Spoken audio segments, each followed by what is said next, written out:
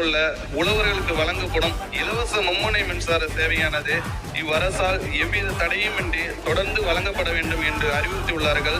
அதன்படி 2026-27 ஆண்டில் இலவச மின் இணைப்புகளுக்கான கட்டண தொகையாக தமிழ்நாடு மின் பகிர்மான கழகத்திற்கு 7,432 கோடியே 58 லட்சம் ரூபாய் வழங்கப்படும்.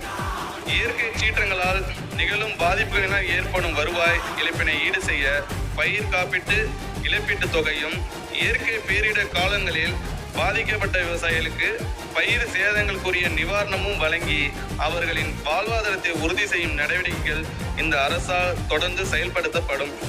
மாண்புமிகு பேரவைத் தலைவர் அவர்களே, இவை எல்லாவற்றுக்கும் மேல் நேர்மைக்கும் நெருப்புக்கும் உருவான தமிழரான நமது முதலமைச்சர் அவர்களின் அறிவுரைப்படி செயல்படுத்தும் அனைத்து திட்டங்களையும் அவற்றின் முழு பலன்களும் விவசாயிகளை சென்றும் சேரு வகையில் வெளிப்படைத்தன்மையுடனும் பொறுப்புணர்ச்சியுடனும் பாரபட்சமின்றியும் செயல்படுத்துவதில் முழு கவனம் செலுத்தி அனைவரும் விரும்பத்தக்க ஒரு மாற்றம் ஏற்படுத்தப்படும்.